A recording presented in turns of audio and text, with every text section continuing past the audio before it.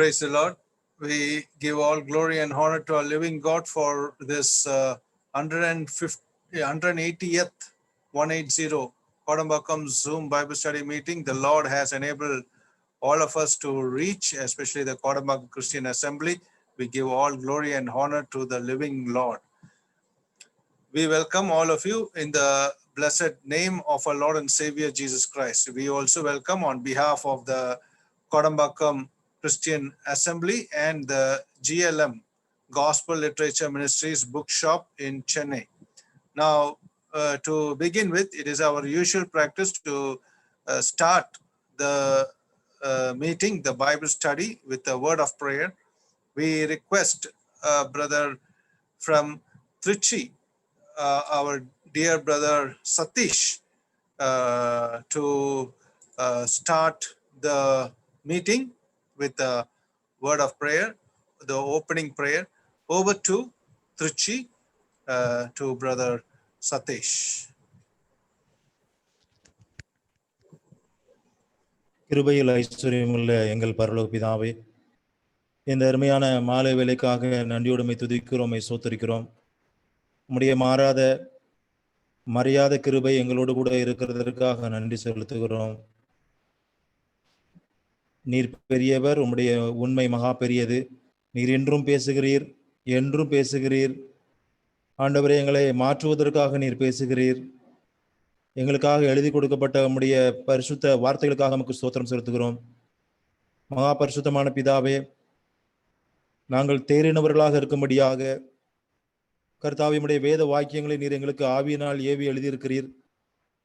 பரிசுத்த பிதாவே, நாங்கள் உபதேசத்திற்கும் கடிந்து கொள்ளுதலுக்கும் சீர்திருத்தலுக்கும் நீதியை படிப்பதற்கும் ஏதுவாக இருக்கக்கூடிய உம்முடைய வேத வார்த்தைகளை கர்த்தாவே நாங்கள் வாசித்து தியானித்து கேட்டு எங்களுடைய வாழ்க்கையில நாங்கள் எங்கள் ஆண்டவராய் இயேசு கிறிஸ்துவை போல மறுசாயலாகத்தக்கதான கிருபைகளை ஆண்டவரே எங்களுக்கு தரும்படியாக தந்திருக்கிற இந்த வாய்ப்புகளுக்காக உமக்கு நன்றி செலுத்தி துதிக்கிறோம், ஸ்தோத்திரிக்கிறோம்.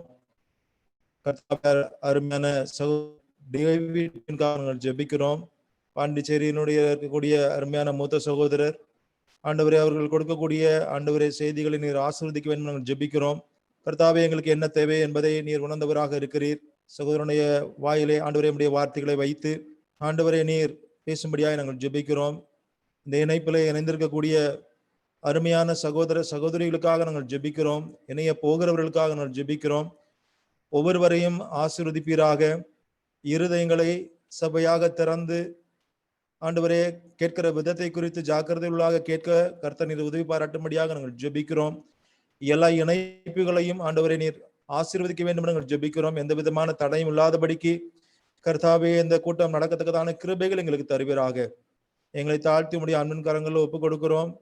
ரட்சகரும் மீட்பருமாயிருக்கிற கர்த்தரா இருக்கிற இயேசு கிறிஸ்துவின் உன்னதமான நாமத்திலே ஜெபிக்கிறோம் நல்ல பிதாவே.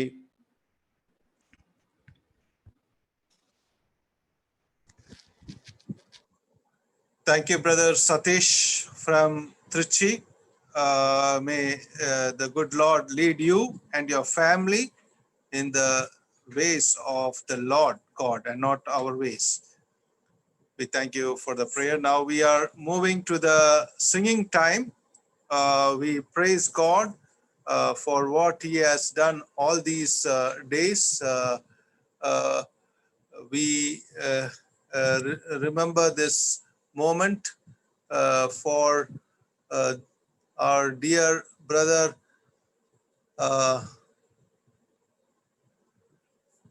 Dasan Paul. He was supposed to come. I don't know whether I request the Dasan Paul. Is Elizabeth's sister Dasan Paul?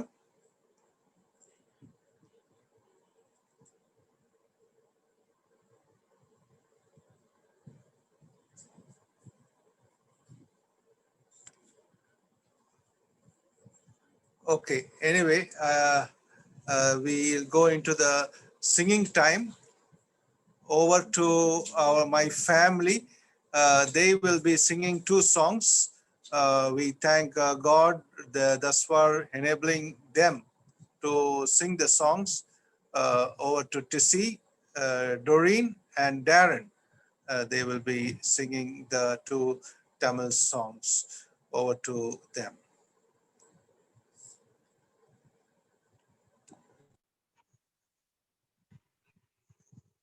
Tamil பாட்டு புஸ்தகத்திலிருந்து 652வது பாட்டு ஜெயம் கொடுக்கும் தேவனுக்கு என்று ஆரம்பிக்கிறேன். 652.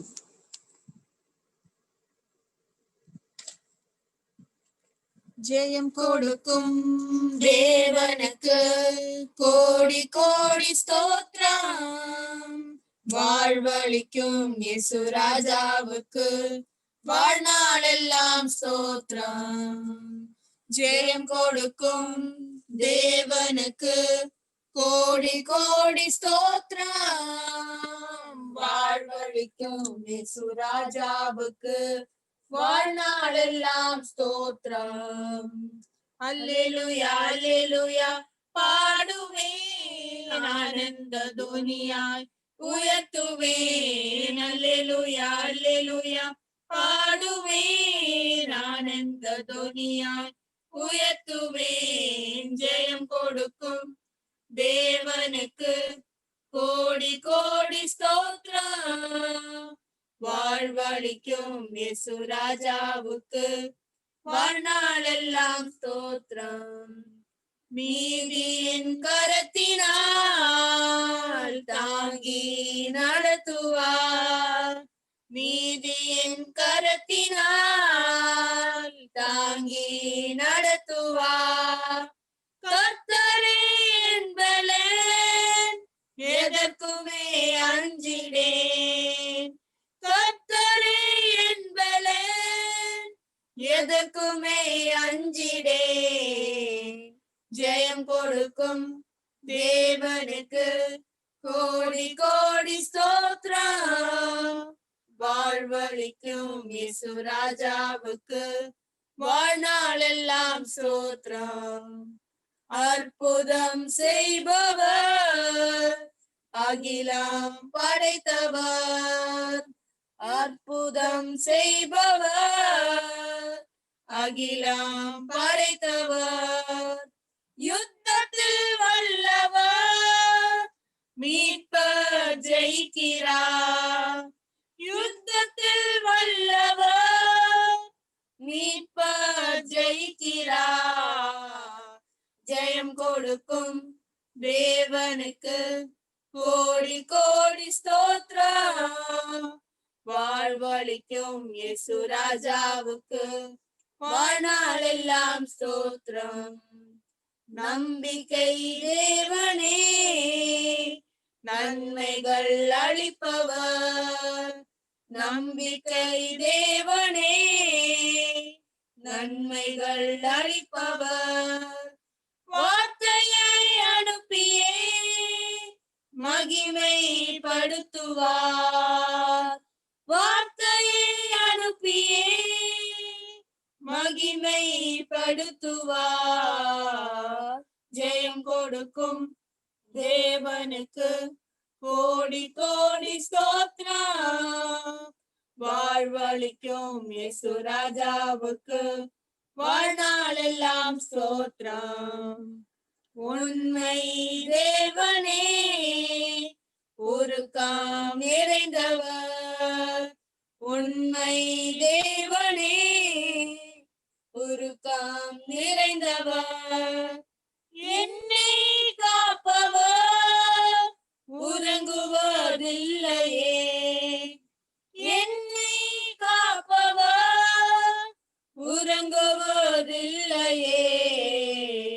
ஜெயம் கொடுக்கும் தேவனுக்கு கோடி கோடி ஸ்தோத்திரம், வாழ்வளிக்கும் இயேசு ராஜாவுக்கு வாழ்நாளெல்லாம் ஸ்தோத்திரம். தொடர்ந்து 662வது பாடல் காலம் காலமாக உம்மை நான் துதிப்பேன்.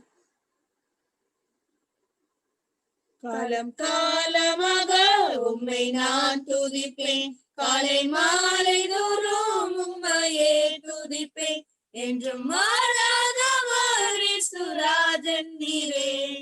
மகிமை மகிமை உமக்கென்றுமே, மகிமை மகிமை உமக்கென்றுமே. சொன்னபடி செய்பவரே, சொல்லால் அகிலத்தை படைத்தவரே, சூழ்ந்து போகும்போது நீர் சொன்னதை நினைத்தே அகமகிழ்வேன். துதிப்பேன் துதிப்பேன் துதித்திடுவேன், துதிப்பேன் துதிப்பேன் துதித்திடுவேன். காலம் காலமாக உம்மை நான் துதிப்பேன், காலை மாலை தோறும் உம்மையே துதிப்பேன் என்றும் மாறாதவர் இயேசுராஜன் நீரே. மகிமை மகிமை உமக்கென்றுமே, மகிமை மகிமை உமக்கென்றுமே. கண்மணி போல் காப்பவரே, காற்றையும் கடலையும் அகற்றினீரே. கலங்கி தவித்த போது உம்மை கண்டேன், கடந்தேன் கலங்கிடேனே. துதிப்பேன் துதிப்பேன் துதித்திடுவேன், துதிப்பேன் துதிப்பேன் துதித்திடுவேன். காலம் காலமாக உம்மை நான் துதிப்பேன், காலை மாலை தோறும் உம்மையே துதிப்பேன் என்றும் மாறாதவர் இயேசுராஜன் நீரே. மகிமை மகிமை உமக்கென்றுமே, மகிமை மகிமை உமக்கென்றுமே. சந்தோஷமாய் இருங்கள் என்றீர், சகலமும் நன்மைக்கை நடத்தினீரே. சார்ந்து இருப்பேன் என்றும் சர்வ வல்லவர் பாதம் பணிந்திடுவேன். துதிப்பேன் துதிப்பேன் துதித்திடுவேன், துதிப்பேன் துதிப்பேன் துதித்திடுவேன். காலம் காலமாக உம்மை நான் துதிப்பேன், காலை மாலை தோறும் உம்மையே துதிப்பேன் என்றும் மாறாதவர் இயேசுராஜன் நீரே. மகிமை மகிமை உமக்கென்றுமே, மகிமை மகிமை உமக்கென்றுமே.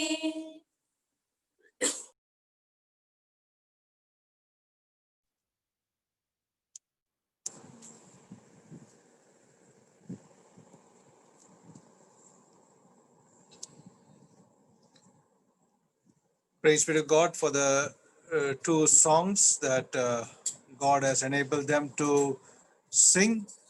Now we thank God for to see Doreen and Darren, my family. May the Lord lead them.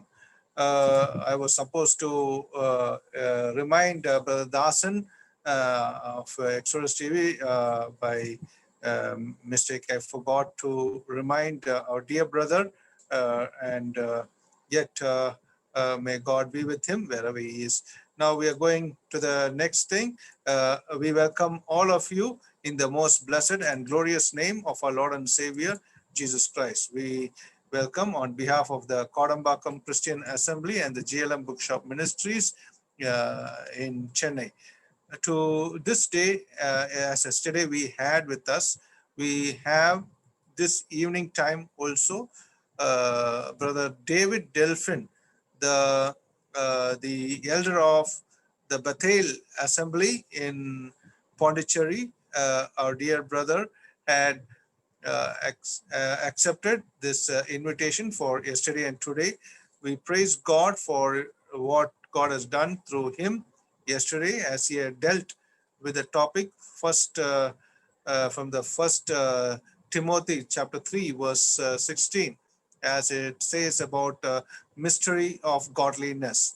And we had gone through some important points in that, about the manifestation of God in flesh, that is the Lord Jesus Christ, and revealed to us through the Holy Spirit.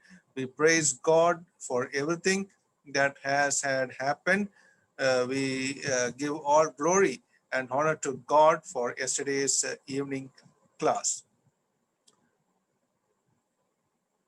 Now, today also the same topic would be dealt with from 1 Timothy chapter 3, verse 16, mystery of godliness.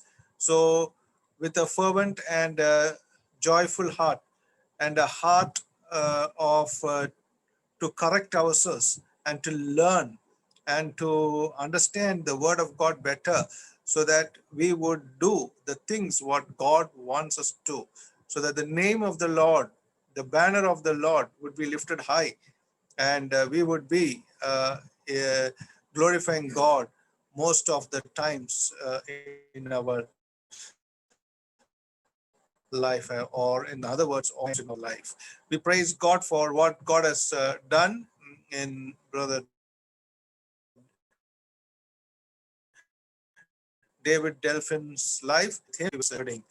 Now, we welcome all the evangelists, elders, brothers, sisters from various assemblies, from various places, even this evening time. Now we are going prayerfully into the Bible study time. So for the prayer, the blessing of the message,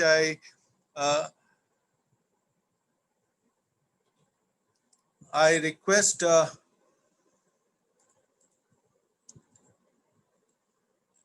Brother Nagarajan Velu from Karaikudi, the elder of the Karaikudi Brethren Assembly in Karaikudi, Brother Nagarajan Velu, to pray for the blessing of the message. Over to Karaikudi. Praise the Lord, brother. Praise the Lord, brother. ஜெபிக்கலாம். நல்ல ஆண்டவரே, இந்த அருமையான நாளுக்காக நாங்கள் துதிக்கிறோம். பிதாவே, இந்த நாளினுடைய மாலை வேளைக்காக ஸ்தோத்திரம். இந்த நாளிலே கூட கர்த்தாவே, இந்த கோடம்பாக்கம் திருச்சபையின் சார்பாக ஆண்டவரே ஒழுங்கு செய்யப்பட்டிருக்கக்கூடிய இந்த அருமையான Zoom மீட்டிங் மூலமாய் அந்த ஒழுங்கு செய்யப்பட்டிருக்கக்கூடிய இந்த பைபிள் ஸ்டடிக்காக நாங்கள் உங்களுக்கு நன்றி செலுத்துகிறோம். கடந்த ஆண்டவரே 179 நாட்கள் ஆண்டவரே இந்த கூட்டங்கள் தொடர்ந்து நடைபெறத்தக்கதாக ஆண்டவரே நீ உதவி செய்திருக்கிறீர். இன்றைக்கு 180வது ஆண்டவரே இந்த கூட்டத்துக்கு நாங்கள் வந்திருக்கிறோம். வேதராட்சி கூட்டத்துக்கு வந்திருக்கிறோம். ஆண்டவரே இந்த கஷ்டமான கால சூழ்நிலையில எங்களுக்கு ஆண்டவரே வேதவசனம் தேவைப்பட்ட பொழுது ஆண்டவரே நீர் எங்களுக்கு ஒவ்வொரு நாளும் ஆண்டவரே எங்களை பலப்படுத்தினீர். உங்களுடைய வார்த்தைகளை எங்களுக்கு கொடுத்தீர். சோர்வான வேளையில ஆண்டவரே நாங்கள் இன்னும் கர்த்தாவே விரோதமான மன சிதைவில் இருக்கும் பொழுது கர்த்தர் எங்களுடைய வார்த்தை மூலமாய் ஆண்டவரே இந்த நாட்களில் எங்களோடு கூட நீர் பேசினீர். அதெல்லாம் எண்ணி பார்த்து நாங்கள் உங்களுக்கு நன்றி செலுத்துகிறோம். இந்த நாளிலும் கூட கர்த்தாவே உங்களுடைய சமூகத்துல இந்த மாலை வேளையில ஆண்டவரே தமிழகத்தின் பல பகுதியில் இருந்தும் இந்தியாவிலிருந்தும் இன்னும் வெளிநாடுகளில் இருந்தும் இந்த Zoom மூலமாய் இணைந்து ஆண்டவரே உங்களுடைய வார்த்தையை கேட்கக்கூடிய அருமையான பிள்ளைகள் ஒவ்வொருவருக்காக நாங்கள் உங்களுக்கு நன்றி செலுத்துகிறோம். அதிக பிரயாசத்தோடு கூட இந்த கூட்டத்தை அருமையான சகோதரன் அவர்கள் ஆண்டவரை நடத்தி கொண்டு வருகிறார்கள். அவருடைய பிரயாசங்கள் எல்லாவற்றையும் கர்த்தர் ஆசீர்வதித்து அவர் குடும்பத்தாரையும் திருச்சபை மக்களையும் நீ ஆசீர்வதிக்க வேண்டுமா நாங்கள் கெஞ்சுகிறோம். ஆண்டவரே இந்த நாளில் தேவனுடைய செய்தி எங்கள் மத்தியில் கொடுக்கும்படியாக எங்கள் அருமையான சகோதரன் டேவிட் டெல்பின் அவர்கள் ஆண்டவரே நீர் அவர்களை எடுத்து பயன்படுத்த வேண்டுமா நாங்கள் கெஞ்சுகிறோம். தேவ பக்தியின் ரகசியம் என்று சொல்லக்கூடிய ஆண்டவரே 1 தீமோத்தேயு 3ஆம் அதிகாரம் 16ஆம் வசனத்திலிருந்து அவர்கள் பேச இருக்கக்கூடிய அந்த செய்தியின் தொடர்ச்சிக்காக நாங்கள் துதிக்கிறோம். வேண்டிய ஒத்தாசையை நீ பரத்திலிருந்து தாரும். உங்களுடைய வார்த்தைகளை கர்த்தாவே நாங்கள் கேட்டு உங்களுடைய வார்த்தைக்கு நாங்கள் செவி கொடுத்து உமக்கு நாங்கள் பிரியமாய் ஜீவிக்கத்தக்கதாக இன்னும் உண்மையிலே நாங்கள் பலன் கொள்ளத்தக்கதாக தேவ பக்தியின் ரகசியத்தை நாங்கள் இன்னும் அதிகமாய் ஆழமாய் அறிந்து கொள்ளத்தக்கதாக ஆண்டவரே நீர் எங்களுக்கு உதவி செய்ய வேண்டுமா நாங்கள் கெஞ்சுகிறோம். இந்த இணையதளத்தை கர்த்தர் ஆசீர்வதித்து கொடுப்பீராக. எந்த தடையும் இல்லாதபடிக்கு, மின்சாரம் தடையும் இல்லாதபடிக்கு எல்லா கருவிகளும் சரியா இயங்கத்தக்கதாக கர்த்தர் தாமே கூட இருந்து உங்களுடைய தாசனுக்கு வேண்டிய ஒத்தாசை பரத்திலிருந்து கொடுத்து ஆண்டவரே நீ இந்த கூட்டத்தை ஆசீர்வதித்து கொடுக்க வேண்டுமா நாங்கள் கெஞ்சுகிறோம். வந்திருக்கிற ஒவ்வொருவரையும் பேர் பேராக ஆசீர்வதிப்பீராக. சகல துதியும் கனமும் மகிமையும் நாங்கள் உமக்கே செலுத்துகிறோம். யாவற்றையும் எங்கள் ஆண்டவர் ரட்சகருமா இருக்கிற எங்கள் ஆண்டவர் இயேசு கிறிஸ்துவின் இனிய நாமத்தில் மன தாழ்மையோடு வேண்டிக் கொள்கிறோம் எங்கள் நல்ல பிதாவே. ஆமென். Thank you, Brother Nagarajan Velu from Karaikudi Assembly. We praise God for the prayer, for the blessing of the message. Now we are going into the Bible study. Over to Pondicherry, Brother David Delphin.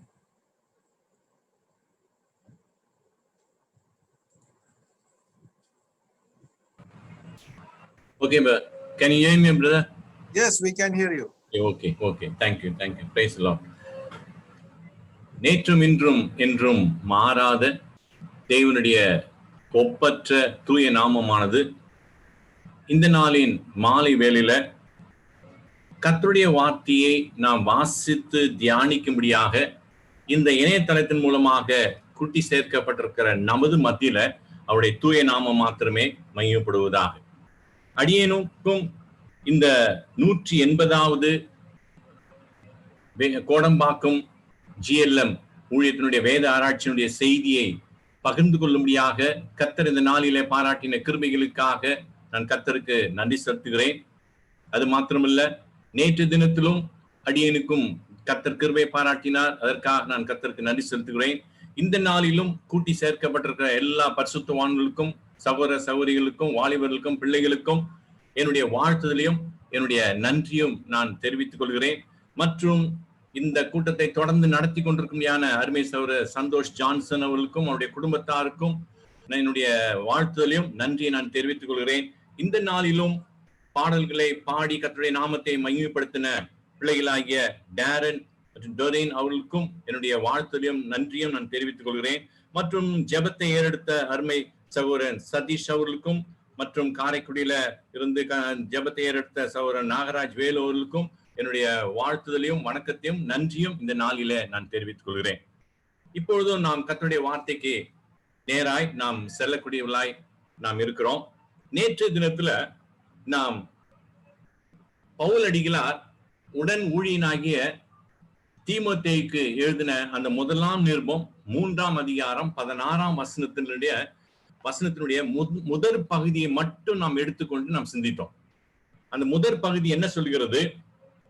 அதாவது 1 தீமோத்தேயு 3ஆம் அதிகாரம் 16ஆவது வசனம். 1 Timothy chapter 3 verse 16 says like this, and without controversy great is the mystery of godliness. God was manifest in the flesh. அந்த பகுதியை மட்டும் நாம் எடுத்துக்கொண்டு நாம் சிந்தித்தோம். தமிழ்ல தேவ பக்திக்குரிய ரகசியம், தேவ பக்திக்குரிய ரகசியமானது யாவரும் ஒப்புக்கொள்கிறபடியே மகா மேன்மை உள்ளது. தேவன் மாம்சத்துல வெளிப்பட்டார். தேவ பக்தியினுடைய ரகசியத்தை குறித்து நேற்று நாம் சிந்தித்தோம். தேவ பக்தி ஒரு ரகசியம். அது அறிந்து கொள்ள முடியாதது, அது புரிந்து கொள்ள முடியாதது, மனித அறிவுக்கு அது அப்பாற்பட்டது என்று நாம் பார்த்தோம். ஏன் அதை அறிந்து கொள்ள முடியாது? தெய்வம் இருக்கிறார் என்ற உணர்வு என்ற அறிவு எல்லாருக்கும் இருக்கிறது, எல்லாரும் அறிந்திருக்கிறார். ஆனால் யார் அந்த மெய்யான தெய்வம் என்று அநேகர் அறியாதவர்களாக, புரியாதவர்களாக இந்த உலகத்தில் வாழ்ந்து கொண்டிருக்கிறார்.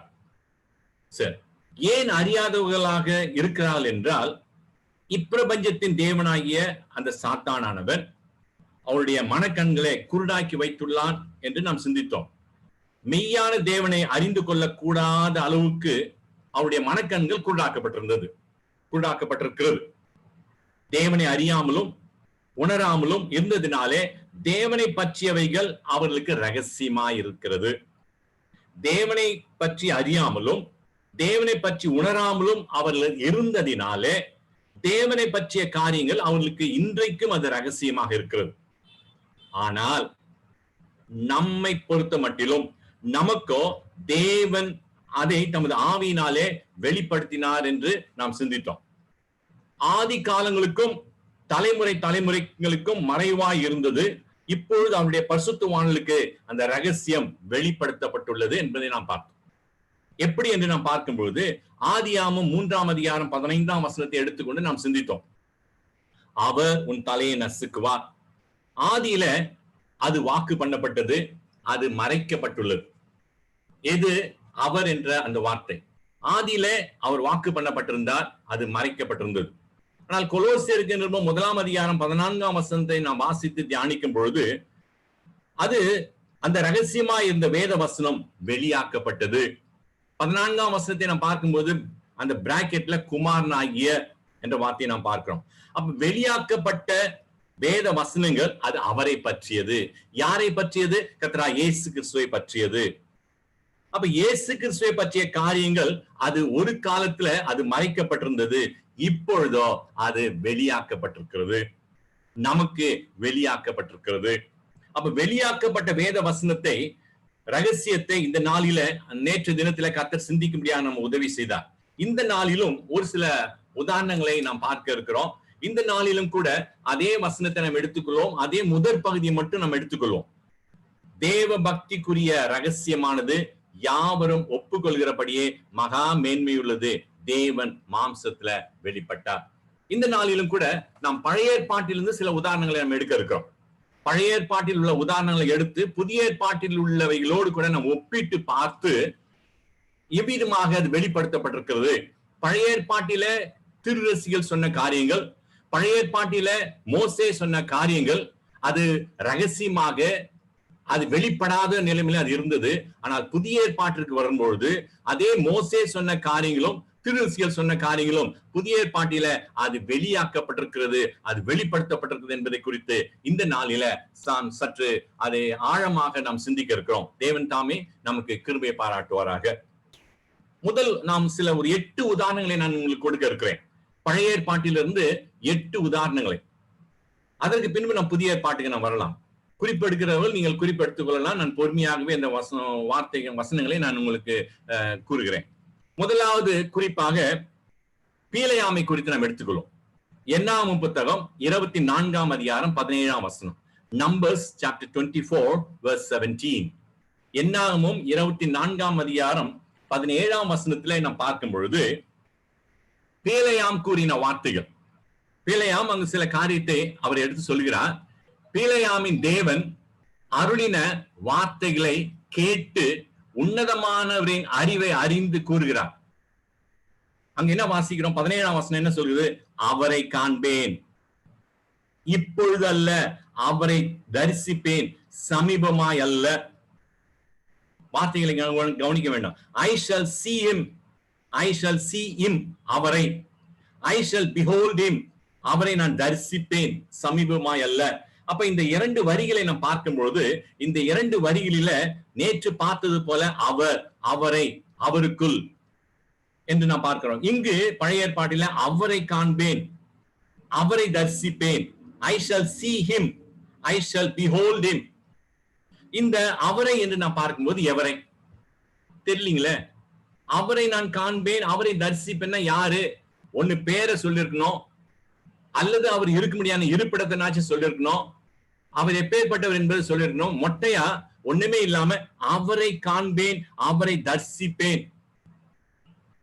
அடுத்து ஒரு நட்சத்திரம் யாக்கோபிலிருந்து உதிக்கும். இந்த அவரை காண்பேன், அவர், அவர் என்று நான் இந்த பதங்கள் இங்க வரும்பொழுது அவர் யார்? ஒரு கேள்வி எழும்புது இல்லையா? என்னங்க அவரை, அவரை என்று சொல்றீங்க, அவர்னு சொல்றீங்க, எவருங்க? கண்டிப்பா நம்ம கேள்வி கேட்க அங்க முன் வருவோம். அப்ப அவர் யார்? அவர் யார் என்று பார்க்கும் பொழுது அதுதான் ரகசியம், அதுதான் ரகசியம். அதனாலதான் அந்த அப்போஸ்தலனாகிய பவுல் சொல்றார், தேவ பக்திக்குரிய ரகசியமானது யாவரும் ஒப்புக்கொள்கிறபடி மகா மேன்மை உள்ளது. அப்ப இங்கு அவரை காண்பேன் இப்பொழுதல்ல, அவரை தரிசிப்பேன் சமீபமாய் அல்ல என்று பார்க்கும்போது அவரை காண்பேன், அவரை தரிசிப்பேன் என்று அவர் சொல்கிறார். அப்ப எவரை என்று நாம் பார்க்கும்போது அது அவரை என்பது அங்கு ரகசியமா இருக்கு. அடுத்து நாம் பார்க்கிறோம், அவர் யாக்கோபிலிருந்து உதிக்க போகும் நட்சத்திரம். அவர் மறுபடியும் அவர் என்றுதான் சொல்லப்படுகிறது, எவர் என்று சொல்லப்படவில்லை. அவருடைய பெயர் குறிப்பிடப்படவில்லை, அவர் பிறந்த இடம் குறிப்பிடப்படவில்லை, அவரை பற்றி எதுவுமே சொல்லப்படவில்லை. அவர் அவர் அவர் இஸ்ரவேலிலே வரும் செங்கோல் என்கிறார். அப்ப நாம் பார்த்த அந்த 4 பகுதிகளில அவரை காண்பேன், அவரை தரிசிப்பேன், அவர் யாக்கோபிலிருந்து, அவர் இஸ்ரவேலிலே வரும் செங்கோல். அப்ப இவ்விதமாக அவர் அவர் என்றுதான் அங்கு குறிப்பிடப்படுகிறது. அப்ப அந்த அவர் யார்? அந்த அவர்தான் ரகசியம், அந்த அவர்தான் மறைக்கப்பட்டது, அந்த அவர்தான் மறைக்கப்பட்டிருக்கிறார். அப்ப அது வெளிப்படுத்தப்படவில்லை. அப்ப பழைய ஏற்பாட்டிலே பார்க்கும்போது பீலையாமினுடைய வார்த்தைகளை நாம் பார்க்கும் பொழுது அந்த அவரை, அவரை, அவர் என்ற வார்த்தைகள் எல்லாம் அது வெளிப்படுத்தாத நிலைமையில, அது மறைக்கப்பட்ட நிலைமையில அவர் மறைக்கப்பட்டவராகவே அங்கு காணப்படுகிறதை நாம் பார்க்கிறோம். இது முதலாவது உதாரணம். சரி, அடுத்த உதாரணத்துக்கு நாம் வருவோம். ஏசையா, பெரிய தீர்க்கதரிசியில் ஒருவராகிய ஏசையா தன்னுடைய புத்தகத்துல சொல்லுகிற ஒரு வார்த்தையை நாம் வாசிக்கலாம். 2வது உதாரணம் ஏசையாவின் புத்தகம் 9ஆம் அதிகாரம் 1ஆம் வசனம். Isaiah chapter 9 verse 1. அங்கு 1ஆம் வசனத்தை நாம் வாசிக்கிறோம். அவர் செபுலோன் நாட்டையும் எவர் அவர் தெரியாது, யாருன்னு தெரியாது. அவர் செபுலோன் நாட்டையும் நப்தலி நாட்டையும் இடுக்கமாய் ஈனப்படுத்தின முந்தின காலத்தில் இருந்தது போல அது அது இருண்டிருப்பதில்லை. இங்கு நான் பார்க்கும்போது அவர் செபுலோன் நாட்டையும் என்று வாசிக்கிறோம். அவர் என்ற வார்த்தை அங்கு உபயோகப்படுத்தப்பட்டிருக்கிறது. அவர் ஆங்கிலத்தில் பார்க்கும்போது he lightly afflicted the land of Zebulun and the land of Naphtali. என்ற பதம் அங்கு உபயோகப்படுது, புரோனான் உபயோகப்படுத்தப்படுது. சரி, அடுத்ததாக நாம் வாசிக்கிறோம், அவர் கடற்கரை அருகிலும் யோர்தான் நதி ஓரத்திலும் உள்ள புறஜாதியாருடைய கலிலேயாகிய அத்தேசத்தை பிற்காலத்துல மகிமைப்படுத்துவார். அவர் இங்கும் அவர் தான் உபயோகப்படுத்து. அப்ப அந்த அவர் யார்? ரெண்டு அவர் சொல்லப்பட்டிருக்கு. அவர் செபுலோன் நாட்டையும் அவர் கடற்கரை அருகிலும். அப்ப அந்த அவர் யார்? யாரு இந்த வசனத்தை படிச்சாலும் ஒரு கேள்வி கேட்பாங்க, என்னங்க அவரை அவருக்கு சொல்லப்பட்டிருக்கிறது, அது யாருங்க அவர்? அந்த அவர் என்ற வார்த்தை தான், அந்த அவர் என்று சொல்லக்கூடிய இந்த நபர் தான் பழைய ஏற்பாட்டில அது மறைக்கப்பட்டிருக்குது.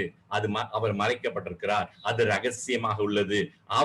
அவர் யார் என்பது ரகசியமாக அங்கு வைக்கப்பட்டிருக்கிறது, அது வெளிப்படுத்தப்படவில்லை. அப்ப பழைய ஏற்பாட்டில அவர் என்று சொல்லக்கூடிய பதம், அவருக்கு என்று சொல்லக்கூடிய அந்த பதம், அது ரகசியமாக வைக்கப்பட்டிருக்கிறது, அது வெளிப்படுத்தப்படவில்லை. அவர் ரகசியமாக வைக்கப்பட்டிருக்கிறார், அவர் வெளிப்படுத்தப்படவில்லை. சரி, இப்ப மூன்றாவது உதாரணத்துக்கு நான் வரும். ஏசாயா புத்தகத்தை, அதே புத்தகத்தை நம்ம எடுத்துக்கோம். ஏசாயா புத்தகத்தினுடைய 9ஆம் அதிகாரம் 6ஆம் வசனத்தை நம்ம வாசிக்கலாம். Isaiah chapter 9 verse 6. அந்த வசனத்தை நான் வாசிக்கும் பொழுது, நமக்கு ஒரு பாலகன் பிறந்தார். ஏசாயா 9ஆம் அதிகாரம் 6ஆம் வசனம். நமக்கு ஒரு பாலகன் பிறந்தார், நமக்கு ஒரு குமாரன் கொடுக்கப்பட்டார். அடுத்தது பாருங்க, கர்த்தத்துவம் அவர் தோளின் மேல் இருக்கும். யார் மேல? யார் தோளின் மேல? அவர் தோளின் மேல கர்த்தத்துவம் அவர் தோளின் மேல் இருக்கும். அடுத்தது, அவர் நாமும் அதிசயமானவர். மறுபடியும் அவர் தான். கர்த்தத்துவம் அவர் தோளின் மேல் இருக்கும். Government shall be upon his shoulder. அடுத்ததாக, his name shall be called wonderful. அவருடைய நாமம், அவர் நாமம் அதிசயமானவர். அடுத்ததாக, அவர் ஆலோசனை கர்த்தர், அவர் ஆலோசனை கர்த்தர். He is a counselor. He is a counselor pronoun. அடுத்தது, அவர் வல்லமையுள்ள தேவன். He is a mighty God. He pronoun. அடுத்தது, அவர் நித்திய பிதா. He is the everlasting father. அடுத்ததாக, அவர் சமாதான பிரபு. He is a prince of peace. அப்ப இந்த வசனங்களினுடைய பகுதி, ஒவ்வொரு பகுதியை நான் பார்க்கும்பொழுது, கர்த்தத்துவம் அவர் தோளின் மேல் இருக்கும். Government shall be upon his shoulder. அவர் நாமம் அதிசயமானவர். His name shall be called wonderful. அடுத்தது, அவர் ஆலோசனை கர்த்தர். He is a counselor. அவர் வல்லமையுள்ள தேவன். He is a mighty God. அவர் நித்திய பிதா. He is a everlasting father. அவர் சமாதான பிரபு. He is a prince of peace. இந்த வசனத்துல அவர் அவர் அவர் அவர் என்றே வருகிறது. அப்ப நமக்கு ஒரு சந்தேகம் வருதுங்க, ஒரு கேள்வி கேட்கணும்ன்ற ஒரு எண்ணம் வருதுங்க. என்ன தெரியுமா? அந்த அவர்னு சொல்றாங்களா, அந்த அவர் யாருங்க? அந்த அவர் தான் தெரியாததாக பழைய ஏற்பாட்டில இருக்குது, புரியாததாக பழைய ஏற்பாட்டில இருக்குது, விளங்காததாக பழைய ஏற்பாட்டில இருக்குது, வெளிப்படுத்தாததாக பழைய ஏற்பாட்டில் அது இருக்கிறது. அடுத்த வசனத்தை நான் பார்க்கும்போது 7ஆம் வசனத்துல, தாவீதின் சிங்காசனத்தையும் அவனுடைய ராஜ்யத்தையும் அவர் திடப்படுத்தி. அவர் திடப்படுத்தி தெரியல, பெயர் குறிப்பிடப்படவில்லை. அவர் திடப்படுத்தி அது இது முதற்கொண்டு என்றென்றைக்கும்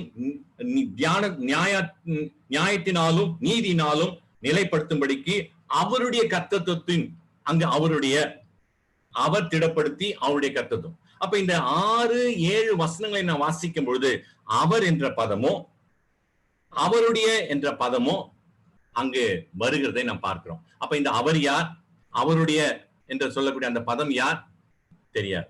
அப்ப இந்த அவர் என்ற வார்த்தையும் அவருடைய என்ற வார்த்தையும் அது ரகசியமா இருக்கிறது. அவர் திடப்படுத்தி அவருடைய கர்த்தத்துவத்தின் பெருக்கத்துக்கும். அப்ப இது எதை காண்பிக்கிறது? மாம்சத்தில் வெளிப்பட போகிற கிறிஸ்துவானவர் அவர் என்றே அங்கு அறிமுகப்படுத்தப்படுகிறார்.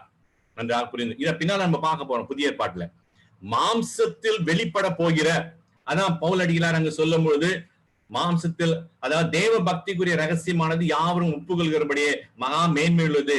தேவன் மாம்சத்திலே வெளிப்பட்டார். இங்க வெளிப்பட்டார் என்று புதிய ஏற்பாட்டில வாசிக்கிறோம், தீமோத்தேயுல வாசிக்கிறோம். ஆனால் அங்கு பார்க்கும்போது மாம்சத்தில் வெளிப்பட போகிற கர்த்தராகிய இயேசு கிறிஸ்துவானவர் அங்கு எப்படி அறிமுகப்படுத்தப்படுகிறார் என்றால் அவர் என்றும் அவருடைய என்றும் அவர் அறிமுகப்படுத்தப்படுகிறார். ஆம் பிரியமானவர்களே, இதை நாம் நன்றாக புரிந்து கொள்ள வேண்டும்.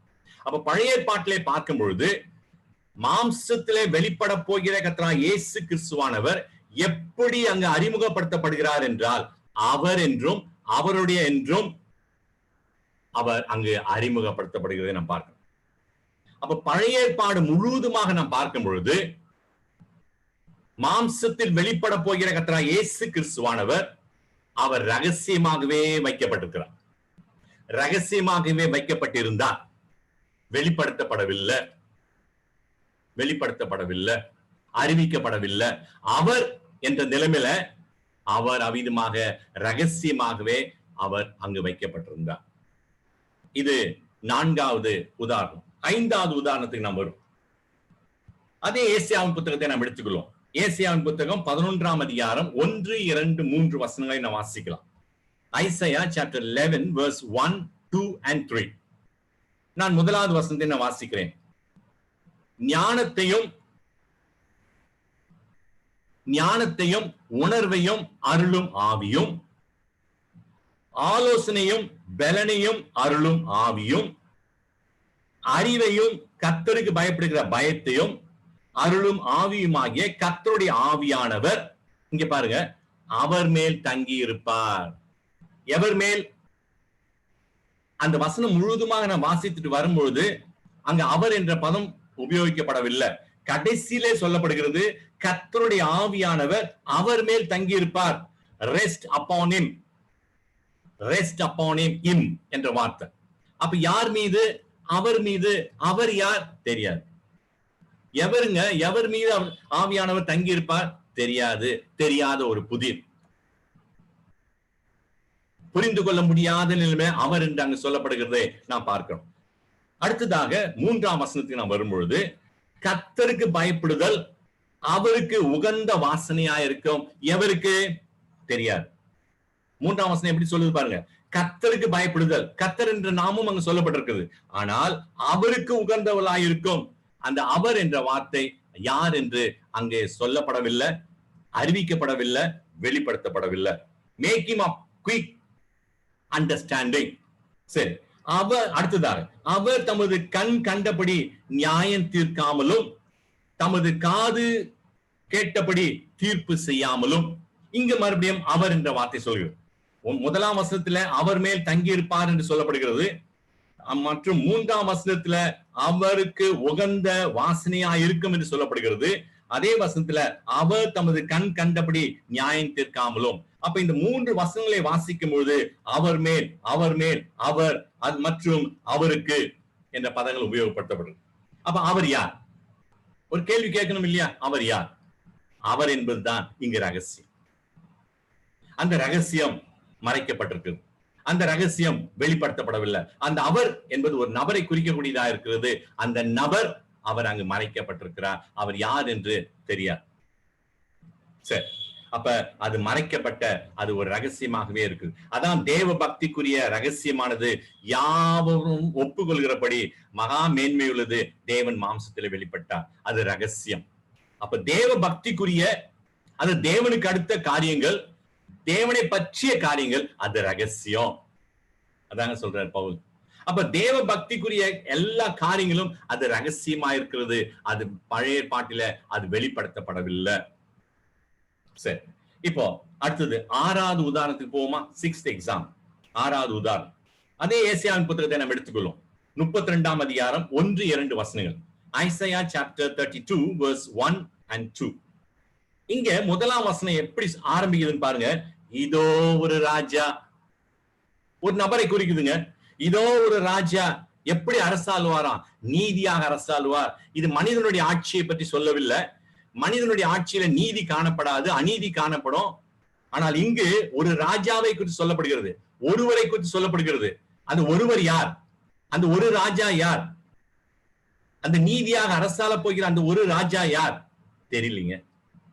இதோ ஒரு ராஜா நீதியாக அரசாளுவார், பிரபுக்களும் நியாயமாக துரைத்தனம் பண்ணுவார்கள் என்று நாம் இங்க வாசிக்கிறோம். அப்ப வசனம் 2க்கு நாம் வருவோம். அடுத்தது, அவர் காற்றுக்கு ஒதுக்காகவும் பெருவெள்ளத்துக்கு புகலிடமாகவும் வறண்ட நிலத்துக்கு நீர்க்கால்களாகவும் விடாய்த்த பூமிக்கு பெருங்கண்மலையின் நிழலாகவும் இருப்பார். அந்த வசனத்தினுடைய ஆரம்பத்தை பாருங்க. முதல் வசனத்தினுடைய ஆரம்பத்தை நாம் பார்க்கும்போது இதோ ஒரு ராஜா, ஒரு நபரை குறிக்கிறது, ஒரு ராஜாவை. அந்த ராஜா யார்? நீதியாக அரசாளக்கூடிய நீதியின் ராஜா. சரி, இங்கு 2ஆம் வசனத்துக்கு வரும்பொழுது அவர் காற்றுக்கு ஒதுக்காகவும், அவர் எவர் தெரியாது. ஆங்கிலத்துல பார்க்கும்போது behold a king, behold a king, ஒருவரை குறிக்கிறது. அடுத்தது, அவர் காற்றுக்கு ஒதுக்காகவும், a man shall be as a hiding, a man, ஒரு மனிதன் என்று சொல்ல, அவர் காற்றுக்கு என்று சொல்ல. அப்ப அந்த ஒருவர் யார், அந்த அவர் யார் தெரியாதுங்க. யார் என்று தெரியாது. அதுதான் ரகசியம். அது மறைக்கப்பட்டிருக்கிறது, அது மறைக்கப்பட்டிருந்தது. அவர் மறைக்கப்பட்டிருந்தார், அவர் வெளிப்படுத்தப்படவில்லை. வேகமா, ஏன்னா 8 உதாரணம் இருக்குதுன்னா கொஞ்சம் வேகமாக நான் சொல்லிட்டு போறேன். சரி, அடுத்தது 7வது உதாரணத்துக்கு நம்ம வரும். 7வது உதாரணம் அதே ஏசாயாவின் புத்தகத்தை நாம் எடுத்துக்கொள்ளும். 42ஆம் அதிகாரம், ஐசையா சாப்டர் 42 verse 1. ஏசாயாவின் புத்தகம் 42ஆம் அதிகாரம் 1ஆம் வசனம் என்ன சொல்லுது பாருங்க. இதோ நான் ஆதரிக்கிற என் தாசன், நான் தெரிந்து கொண்டவரும் என் ஆத்துமாவுக்கு பிரியமானவரும் இவரே, என் ஆவியை அவர் மேல் அமர பண்ணினேன். மறுபடியும் அவர் வருதுங்க. அடுத்தது, அவர் புறஜாதிகளுக்கு நியாயத்தை வெளிப்படுத்துவார். இங்க நம்ம பார்க்கும்போது 2 அவர் என்ற பதம் உபயோகப்படுத்தப்படுகிறது, 2 புரோனவுன் உபயோகப்படுத்தப்படுகிறது. என் ஆவியை அவர் மேல் அமர பண்ணினேன், இதோ நான் ஆதரிக்கிற என் தாசன், சரி, நான் தெரிந்து கொண்டவரும் என் ஆத்துமாவுக்கு பிரியமானவரும் இவரே, என் ஆவியை அவர் மேல் அமர பண்ணினேன், அவர் புறஜாதிகளுக்கு நியாயத்தை வெளிப்படுத்துவார். அவர் மேல், அவர் புறஜாதிகளுக்கு நியாயத்தை வெளிப்படுத்துவார். அவர் மேல் அமர பண்ணினேன், அவர் புறஜாதிகள். அப்ப I have put my spirit upon him. him என்ற வார்த்தையை நாம் பார்க்கிறோம். அவர் மேல், அவர் யார்? அந்த அவர் யார் தாங்க ரகசியம். அந்த அவர் தாங்க ரகசியம். அந்த ரகசியம் இன்னும் வெளிப்படுத்தப்படவில்லை, அது மறைக்கப்பட்டிருந்தது பழைய ஏற்பாட்டில. அதனால தான் பவுல் சொல்றார், தேவ பக்திக்குரிய ரகசியமானது, அது தேவ பக்தி, அது ரகசியமானது, யாவரும் ஒப்புக்கொள்கிறபடி மகா மேன்மை உள்ளது. அப்ப அந்த தேவ பக்தி என்பது அந்த ரகசியமானது. தேவனை பற்றிய காரியங்கள் ரகசியமானது, தேவனுக்கு அடுத்த காரியங்கள் அது ரகசியமானது. அது வெளிப்படுத்தப்படாமல் இருந்தது, ஆனால் இப்பொழுதோ அது வெளிப்படுத்தப்பட்டிருக்குது. அது பின்னால் நம்ம பார்க்க போறோம்.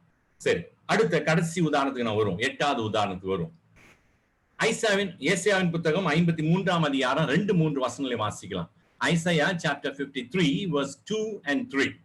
ஏசாயாவின் புத்தகம் 53ஆம் அதிகாரம் 2-3 வசனங்கள்.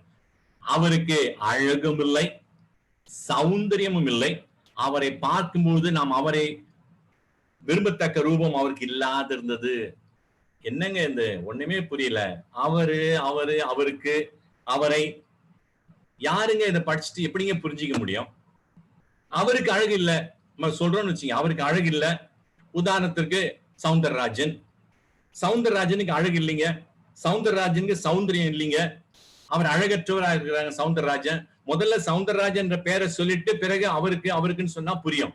இங்க எடுத்த எடுப்பிலே அந்த 53ஆம் ஏசாயாவின் புத்தகம் 53ஆம் புத்தகம் அந்த அதிகாரம் ஃபுல்லா நீங்க வாசித்தீங்கன்னா அவர், அப்ப அவருக்கு அழகும் இல்ல யாருக்கு?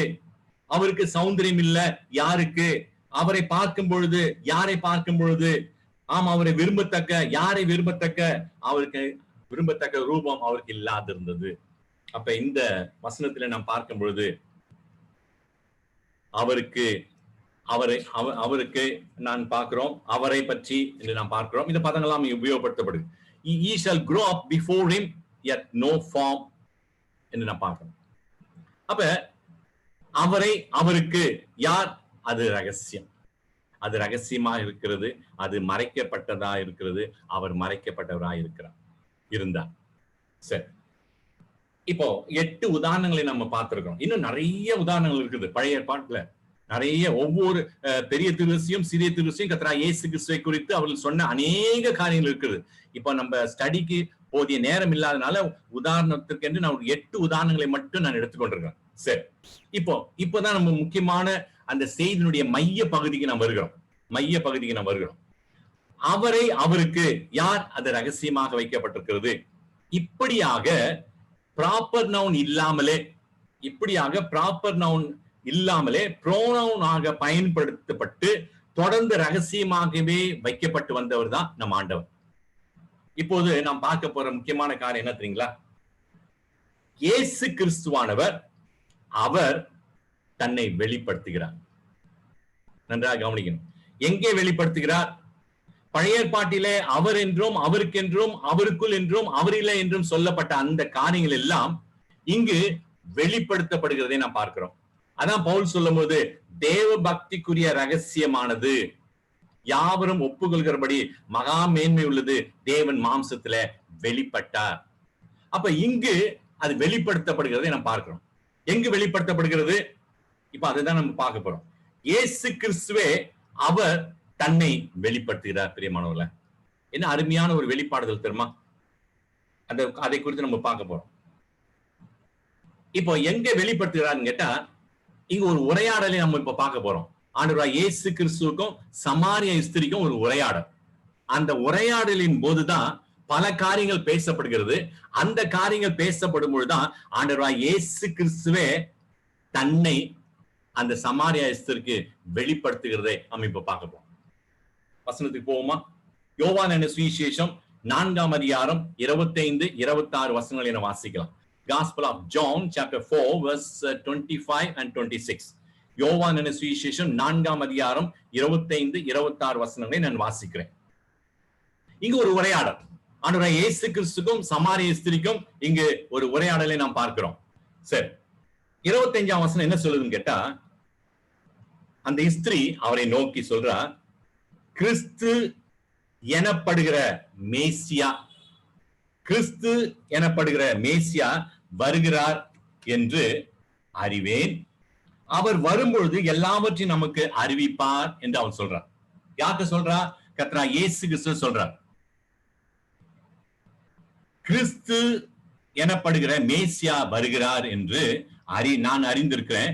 அவர் வரும்பொழுது எல்லாவற்றையும் நமக்கு அறிவிப்பார். அவளுக்கு தெரிஞ்சிருக்கு மேசியா என்று சொல்லக்கூடிய ஒருவர் வருவார். அவர் வந்தார் என்றால் அவர் வரும்பொழுது எல்லாவற்றையும் நமக்கு அறிவிப்பார். சொல்லிட்டான், அவருடைய வேலை முடிஞ்சிருச்சு. இப்ப ஆண்டவராகிய இயேசு கிறிஸ்து சொல்றாரு பாருங்க, அதற்கு இயேசு உன்னுடனே பேசுகிற நானே அவர். இந்த வார்த்தையை கவனிங்க, அவர் உன்னுடனே பேசுகிற நானே அவர். பதில் வந்துருச்சுங்க. பழைய ஏற்பாட்டிலே அவர், அவரை, அவருக்கு, அவருடைய என்று பார்த்த அந்த பதங்கள் எல்லாம் இங்க அருமையா ஆண்டவராகிய இயேசு கிறிஸ்துவே தன்னுடைய வாயினாலே சமாரிய ஸ்திரியிடத்துல தன்னை வெளிப்படுத்துகிற அந்த அருமையான வெளிப்பாட்டை நாம் பார்க்கிறோம். பிரியமானவர்களே, வெளிப்பாட்டை நாம் பார்க்கிறோம். என்ன அருமையா தன்னை வெளிப்படுத்துகிறார் தெரியுமா?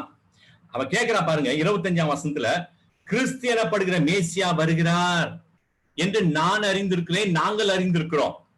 அவர் வரும்பொழுது, அந்த அவர் வந்துருச்சு பாருங்க, அவர் வரும்பொழுது எல்லாவற்றையும் நமக்கு அவர் அறிவிப்பார். அதுக்கு அவ்வளவுதான் அவளுக்கு தெரியும். அந்த மேசியாவை பற்றி அவளுக்கு என்ன தெரியும்? வரப்போகிறார், அவர் தன்னை பற்றி எல்லாவற்றையும் வெளிப்படுத்துவார், அறிவிப்பார் என்ற மட்டும்தான் சமாரிய ஸ்திரிக்கு தெரியும். ஆனா இப்போ ஆண்டவர் அவரிடத்துல இடைப்படுகிறார். பட் என்ன சொல்றாரு? அதற்கு இயேசு உன்னுடனே பேசுகிற நானே அவர். நீ என்கிட்ட இவ்வளவு நேரம் பேசி நிக்கிறிய, நான் உங்ககிட்ட இவ்வளவு நேரம் பேசி நிக்கிறேன்னு, அந்த பேசுகிற நானே அவர். அப்ப இங்கு சமாரியா பெண் மேசியாவை பற்றி சொல்லுகிறார். உடனே ஆண்டவர் சொல்கிறார், உன்னுடன் பேசுகிற நானே அவர், நானே அவர். இதுவரை பழைய ஏற்பாட்டிலே அவர் அவர் என்று அறிமுகப்படுத்தப்பட்ட ஒருவர், நன்றாக கவனிக்கணும், இதுவரைக்கும் பழைய ஏற்பாட்டில மோசே, திருவசிகள் மற்றவர்களால் அறிமுகப்படுத்தப்பட்ட அவர் என்று சொல்லக்கூடிய அந்த நபர் இன்றைக்கு இவராக இங்கு சொல்லப்படுகிறது நாம் பார்க்கிறோம். இங்கு நானே அவர் என்கிறார். அந்த அவர் நான் தான்பா, நான் தாமா, அந்த அவர் நான் தான். That I am ye. I that speak unto thee am ye. அப்ப இங்கு புதிய ஏற்பாட்டில் தான் இந்த ரகசியம் வெளிப்படுத்தப்பட்டுள்ளது பிரியமானவர்களே. பழைய ஏற்பாட்டிலே மறைவாய் வைக்கப்பட்டிருந்த அவர், பழைய ஏற்பாட்டிலே மறைக்கப்பட்டிருந்த அவர் புதிய ஏற்பாட்டில அவர் வெளிப்படுத்தப்படுகிறார். பழைய ஏற்பாட்டிலே ரகசியமாக வைக்கப்பட்டிருந்த அந்த காரியம் புதிய ஏற்பாட்டில அந்த ரகசியம் வெளிப்படுத்தப்பட்டிருக்கிறது. புதிய ஏற்பாட்டில ஆண்டவராகிய இயேசு கிறிஸ்துவானவர் வெளிப்படுத்தப்பட்டிருக்கிறார். என்ன ஒரு அருமையான வெளிப்பாடுதல் பிரியமானவர்களே. இப்போ முதல் உதாரணத்தை நாம் பார்த்தோம், கர்த்தராகிய இயேசு கிறிஸ்துவே தன்னை வெளிப்படுத்துகிறதை நாம் பார்க்கிறோம். அடுத்த உதாரணத்துக்கு நாம் வருவோம். இங்க அடுத்ததாக பிலிப் என்று சொல்லக்கூடிய ஒரு நபர் கர்த்தராகிய இயேசு கிறிஸ்துவை குறித்து அங்கு வெளிப்படுத்துகிறதை நாம் பார்க்கிறோம். அந்த உதாரணத்தை நாம் பார்க்கலாம். யோவான் 1 அதிகாரம் 45வது வசனம். Gospel of John chapter 1 verse 45. இங்க பிலிப் என்று சொல்லக்கூடிய அவன் ஒரு காரியத்தை வெளிப்படுத்துறாருங்க. வேற எந்த காரியத்தையும் அவர் வெளிப்படுத்தல, வேற யாரையும் வெளிப்படுத்தல, கர்த்தராகிய இயேசு கிறிஸ்துவை அவர் வெளிப்படுத்துகிறதை நாம் பார்க்கிறோம். அந்த வசனத்தை வாசிக்கலாமா? யோவான் 1 அதிகாரம் 45ஆம் வசனம். Gospel of John chapter 1 verse 45. Philip என்ன சொல்றா பாருங்க. பிலிப்பு நாத்தான் வேலை கண்டு இங்க சொல்றாரு, நியாய பிரமாணத்திலே மோசேயும் தீர்க்கதரிசிகளும் எழுதியிருக்கிறவரை கண்டோம். என்ன அருமையா சொல்றாரு பாருங்க. பிலிப்பு நாத்தான் வேலையை பார்த்து சொல்றாரு, நியாய பிரமாணத்துல மோசேயும் தீர்க்கதரிசிகளும், அநேக தீர்க்கதரிசிகள் சொல்லி இருக்கிறாங்க தீர்க்கதரிசனமா, எழுதியிருக்கிறவரை கண்டோம். அப்ப நியாய பிரமாணத்திலும் மோசேயும் தீர்க்கதரிசிகளும் சொன்ன அநேக காரியங்களை அவைகள் எழுதப்பட்டிருக்கிறது.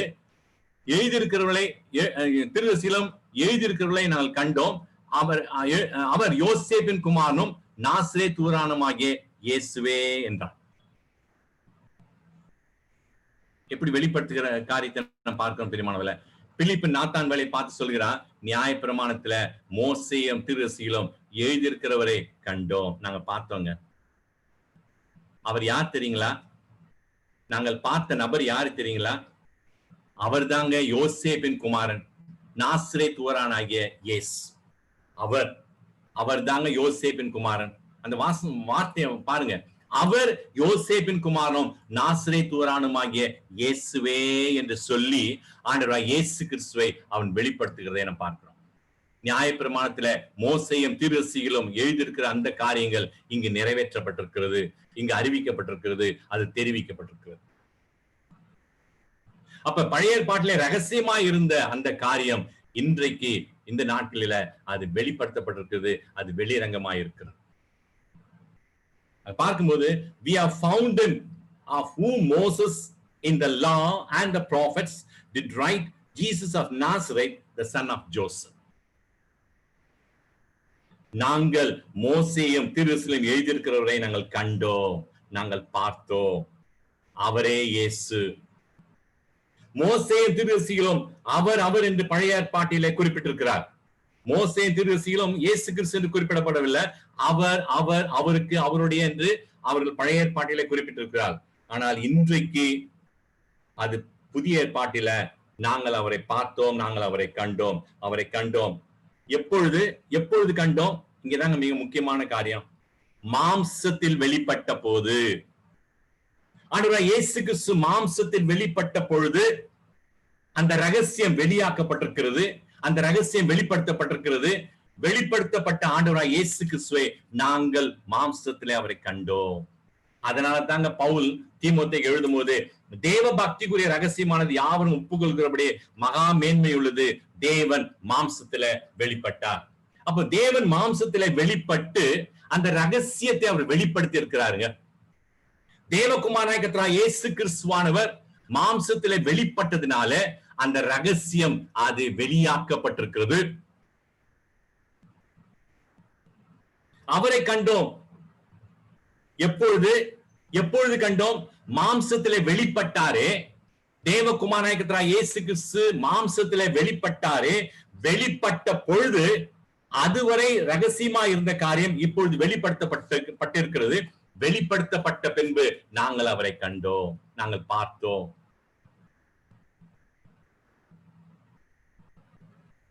அடுத்ததாக நாம் போவோம். இன்னொரு குறிப்பை நான் சொல்கிறேன். இந்த ரகசியத்தை அறிந்து கொள்ள ஒரு மனுஷன் ஒரு பெரிய மகாநாட்டையே கூட்டுறாருங்க. இயேசு கிறிஸ்து மாம்சத்தில் வெளிப்பட்டிருக்கிறார். இயேசு கிறிஸ்து அவர் பிறந்திருக்கிறார். யூதருக்கு ராஜாவாக பிறந்திருக்கிறார். மோசேயினுடைய புத்தகங்களிலும் தீர்க்கதரிசிகளிலும் சொன்ன அந்த காரியம் நிறைவேறி இருக்கிறது. அவர் மாம்சத்திலே வந்திருக்கிறார். அவர் குழந்தையாய் பிறந்திருக்கிறார். மாம்சத்திலே வெளிப்பட்டிருக்கிறார். ஆகவே இந்த உண்மையை, இந்த ரகசியத்தை, பவுல் சொல்வது போல ரகசியம், அந்த ரகசியத்தை நான் அறிந்து கொள்ள வேண்டும், நாம் அறிந்து கொள்ள வேண்டும் என்பதற்காக ஒரு மனுஷன் ஒரு பெரிய மகாநாட்டையே கூட்டுறாருங்க. ஒரு பெரிய மகாநாட்டையே கூட்டுறாரு. யார் தெரியுங்களா? ஏரோதுங்க. ஏரோது கூட்டுறாருங்க.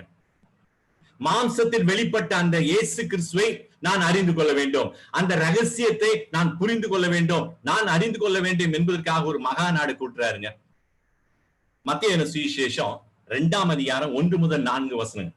Gospel of Matthew chapter 2 verse 1 to 4. அதுல என்ன வாசிக்கிறோம் தெரியுங்களா? 4ஆம் வசனத்தை மட்டும் நாம் எடுத்துக்கொள்வோம். நேரம் இல்லாத நான் 4ஆம் வசனத்தை மட்டும் நான் வாசிக்கிறேன். அவன் பிரதான ஆசாரியர் ஜனத்தின் வேத பாரர் எல்லாரையும் கூடி வர செய்து கிறிஸ்துவானவர் எங்கே பிறப்பார் என்று அவரிடத்துல விசாரித்தான். கிறிஸ்துவானவர் எங்கே பிறப்பார்? அவர் பிறக்க போகிறது, அது தீர்க்கதரிசிகளாலே உரைக்கப்பட்டிருக்கிறது, அது நிறைவேற போகிறது, அது நிறைவேறி விட்டது. இப்போ கேட்கிறான், கிறிஸ்துவானவர் எங்கே பிறப்பார்?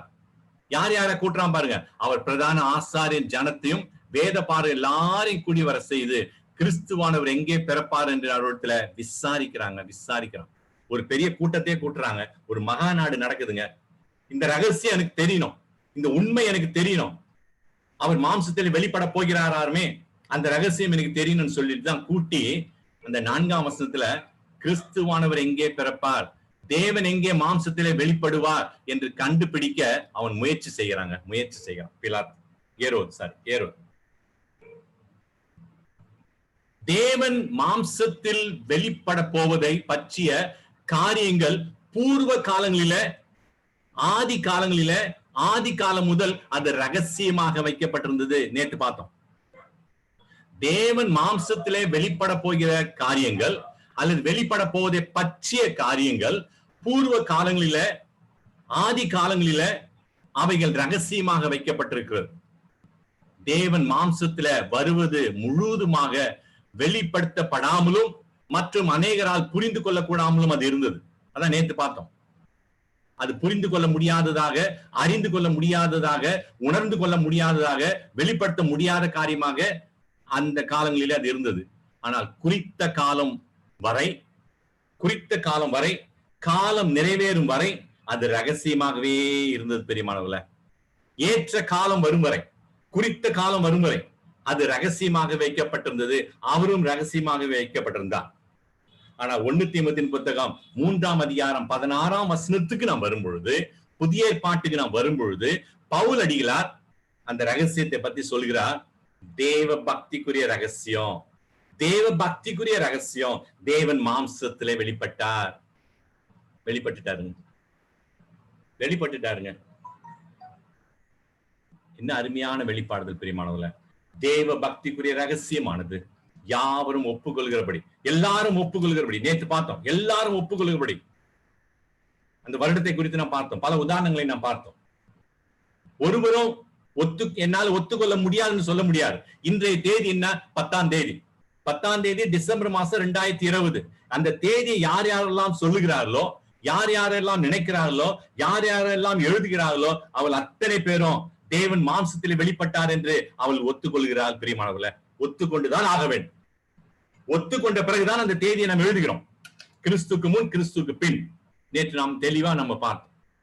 அப்ப தேவ பக்திக்குரிய ரகசியமானது யாவரும் ஒப்புக்கொள்கிறபடியே அது மகா மேன்மையுள்ளது. தேவன் மாம்சத்துல வெளிப்பட்டார். இன்னும் சில காரியங்களை நம்ம பார்க்கலாம்.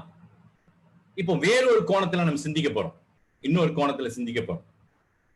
இது வரைக்கும் ஒரு ஆங்கிள் நம்ம பார்த்தோம். Now we are going to see in a different angle. இன்னொரு கோணத்துல பார்க்க போறோம். தேவன் ஆவியா இருக்கிறார் இல்லையா? தேவன் ஆவியா இருக்கிறார். ஆவியா இருக்கிற தேவனை ஒருவனும் பார்க்க முடியாது. தேவன் காணக்கூடாதவராய் இருக்கிறார். வேதம் சொல்கிறது தேவன் ஒளியா இருக்கிறார், வேதம் சொல்கிறது. தேவன் வார்த்தையா இருக்கிறார், வேதம் சொல்கிறது. சரி, இப்படி இருக்கிற பட்சத்துல இப்பேற்பட்ட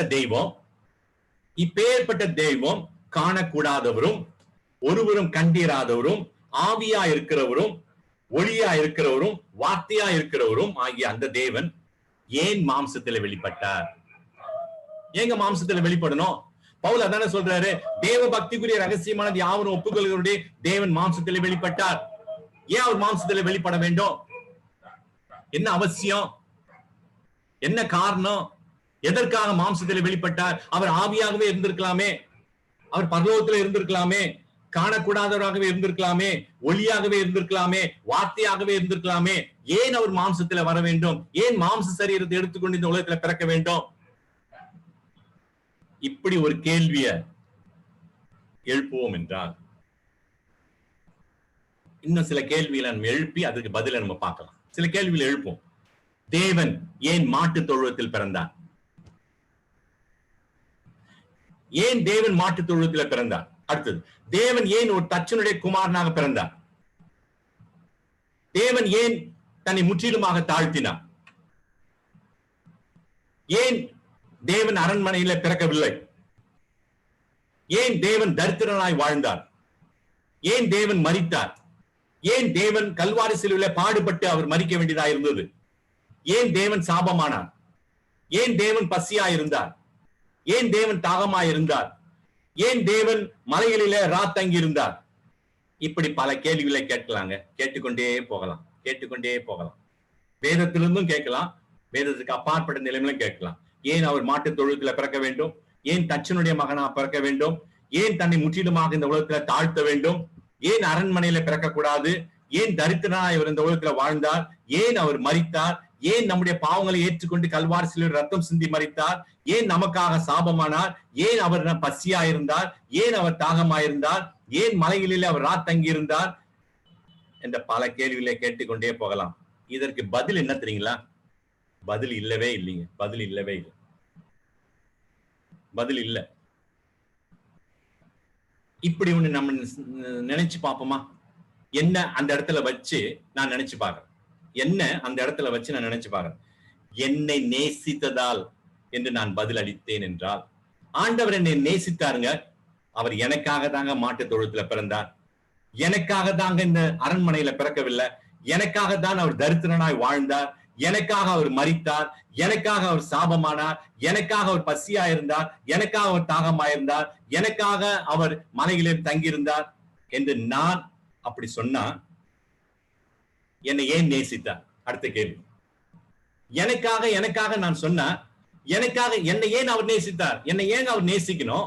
அவர் தெய்வமாச்சே, என்னை ஏன் அவர் நேசிக்க வேண்டும்? No reason. புரிந்து கொள்ள முடியாது. என்னை நேசித்ததால் அவர் மாம்சத்தில் வெளிப்பட்டார். என்னை நேசித்ததுனாலே அவர் மாம்சத்தில் வெளிப்பட்டார் என்றால் என்னை ஏன் அவர் நேசித்தார்? கேட்டு பாருங்க, பதிலே கிடைக்கலீங்க. ஏங்க பரலோகத்தின் தேவன் இந்த பூமியில வந்து என்னை நேசிக்கணும்? என்னை நேசித்து எனக்காக ஏங்க அவர் உயிரை கொடுக்கணும்? ஏங்க அவர் மரிக்கணும்? ஏங்க அவர் முதல்ல மாம்சத்துல வரணும்? ரகசியமா இருக்கிறது. அது புரிந்து கொள்ள முடியாது. ஆராதனையில கூட இப்படித்தாங்க நாம் சிந்திக்கிறோம். ஆண்டவரே, என்னை நீ நேசித்தீர. ஏன் என்னை நேசித்தீர் ஆண்டவரே? எதற்காக என்னை நேசித்தீர் ஆண்டவரே? என்னை நேசித்ததுனாலே தம்முடைய நேசகுமாரனை எனக்காக நீ கொடுத்தீர. எனக்காக மரித்தாரே, எனக்காக ரத்தம் சிந்தினாரே. உம்முடைய அன்பை என்னால் புரிந்து கொள்ள முடியவில்லை ஆண்டவரே என்று நாம் சொல்லி கர்த்தரை நம்ம ஆராதனை வேலையில நாம் ஆராதிக்கிறோம். சரி, அடுத்தது இப்படி ஒரு கேள்வி கேட்டுப்பாவும். தேவன் மாம்சத்திலே வந்திராவிட்டால், மாம்சத்திலே வந்ததை குறித்து நாம் பார்த்தோம். இப்ப மாம்சத்திலே வந்திராவிட்டால் எப்படி இருக்கும் தெரியுங்களா? எப்படிங்க இருக்கும்? கற்பனை பண்ணி பார்ப்போமே. வேதத்தினுடைய அடிப்படையில கற்பனை பண்ணி பார்ப்போம்.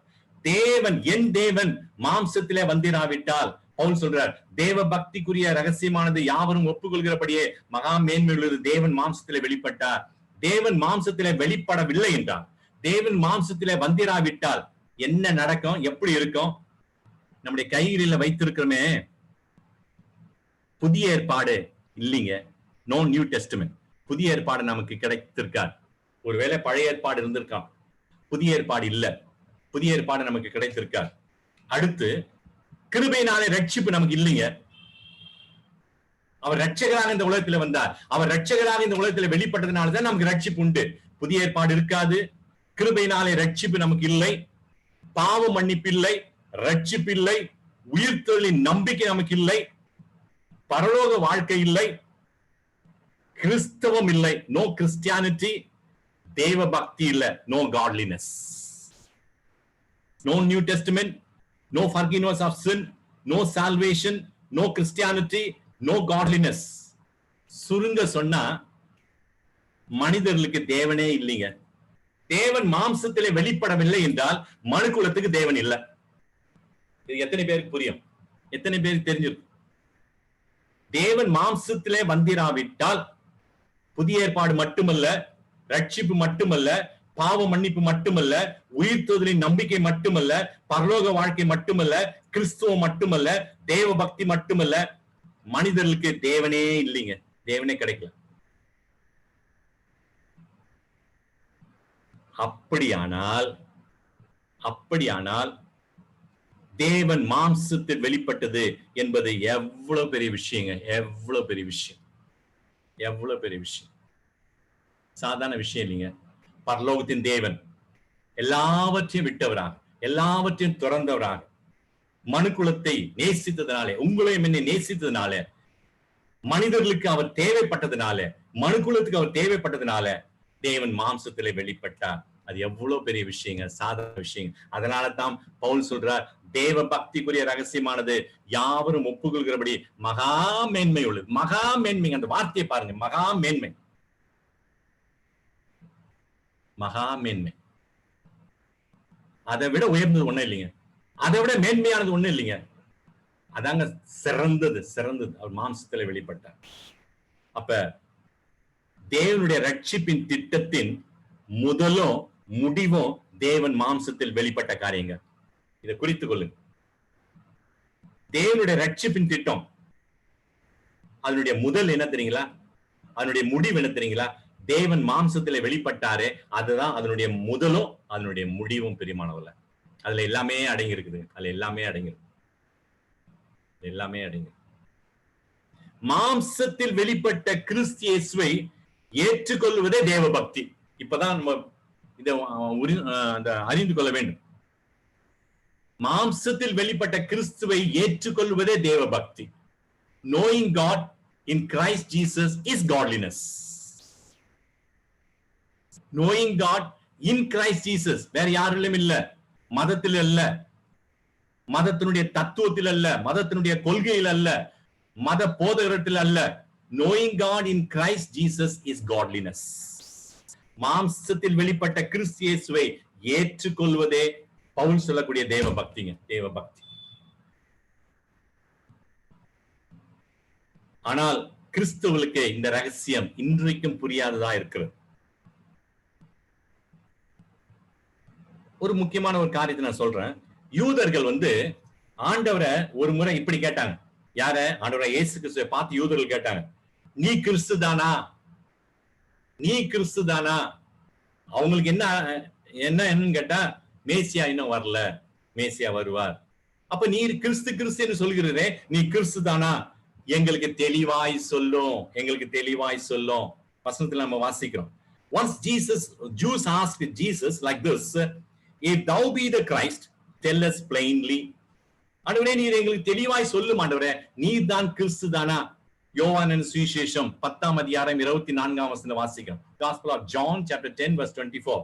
அப்பொழுது யூதர்கள் அவரை சூழ்ந்து கொண்டு, எதுவரைக்கும் எங்கள் ஆத்துமாவுக்கு சந்தேகம் உண்டாக்குகிறீர்? எங்களுக்கு சந்தேகமா இருக்குது ஆண்டவரே, நீ தான் உண்மையான கிறிஸ்து தானா? நீ தான் கிறிஸ்துவா? நீ கிறிஸ்துவானால் எங்களுக்கு தெளிவாய் சொல்லும். தெளிவா வேற கேக்குறாங்க, தெளிவா கேக்குறாங்க. யார்கிட்ட போய் கேக்குறாங்க தெரியுமா? இயேசு கிறிஸ்துவினிடத்திலே போய், நீ தான் கிறிஸ்துவா எங்களுக்கு தெளிவுபடுத்தும் என்று கேக்குறாங்க. சிரிப்பா இல்ல? அடுத்து ஒரு முறை பிலிப்பு, யோவானின் சுவிசேஷம் 14ஆம் அதிகாரம் 8, 9, 10 வசனத்துல வாசிக்கிறோம். Gospel of John chapter 14 verse 8, 9 and 10, 11. பிலிப்பு அங்க கேக்குறான். 8ஆம் வசனத்துல பாருங்க. பிலிப்பு அவரை நோக்கி, ஆண்டவரே, பிதாவை எங்களுக்கு காண்பியும், அது எங்களுக்கு போதும்.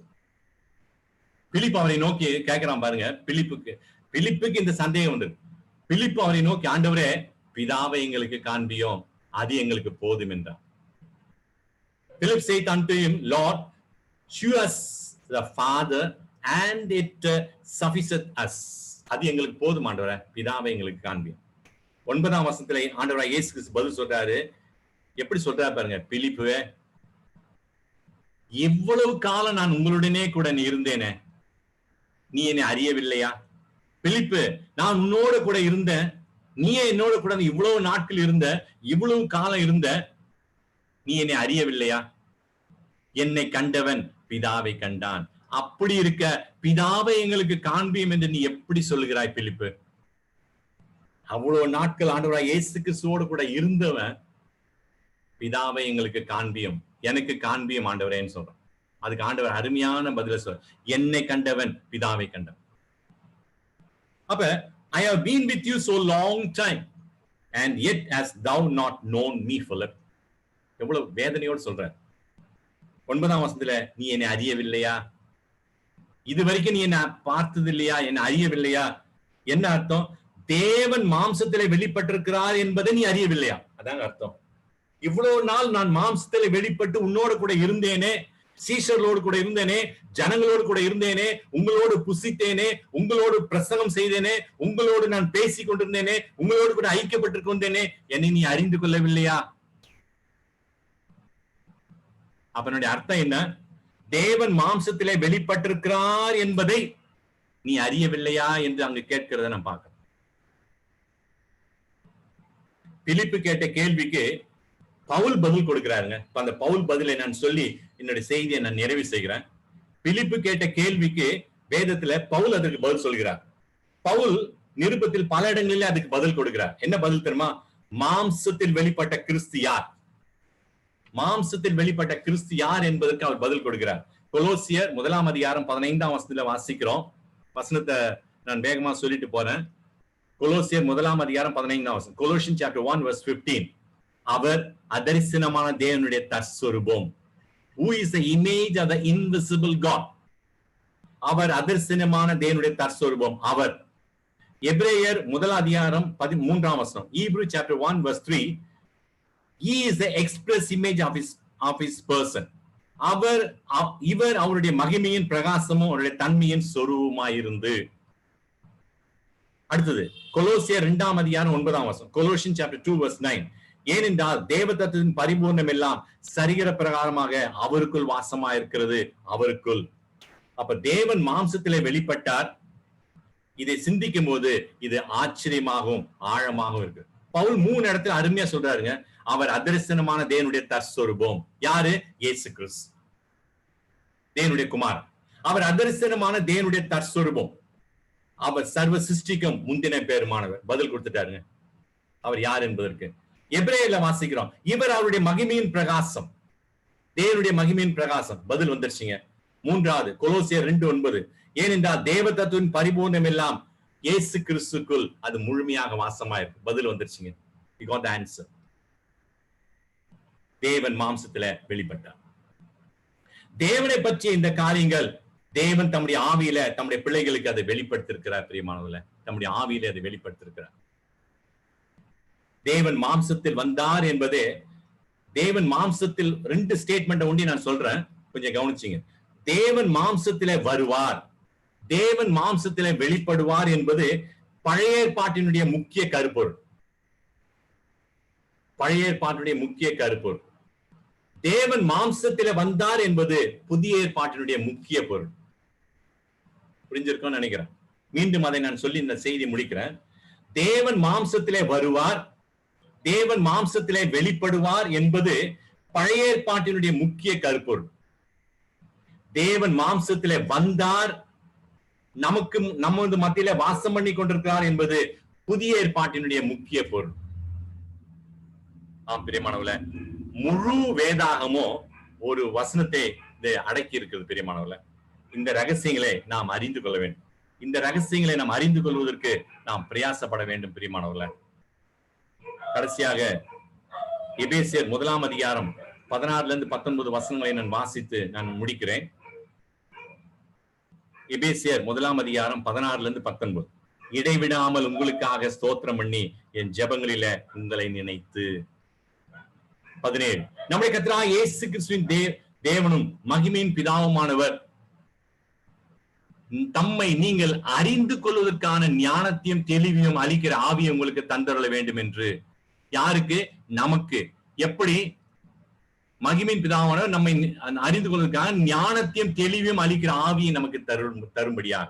அடுத்தது 18ஆம் வசனத்துல தாம் நம்மை அழைத்ததினாலே நமக்கு உண்டாயிருக்கிற நம்பிக்கை இன்னதென்று பரிசுத்தவான்களிடத்துல நமக்கு உண்டாயிருக்கிற சுதந்திரத்தினுடைய மகிமையின் ஐஸ்வர்யம் இன்னதென்றும். 19ஆம் வசனத்துல தாம் கிறிஸ்துவை மரித்தோரிலிருந்து எழுப்பி அவரிடத்துல நடப்பித்த தமது பலத்த சத்துவத்தினுடைய வல்லமையபடியே விசுவாசிகராகிய நம்மிடத்துல காண்பிக்கும்படி தம்முடைய வல்லமையின்படியே மகா மேன்மையான மகத்துவம் இன்னது என்று நீங்கள் அறியும்படிக்கு அவர் உங்களுக்கு பிரகாசம் உள்ள மனக்கண்களை கொடுக்க வேண்டும் என்று நான் வேண்டிக் கொள்கிறேன்.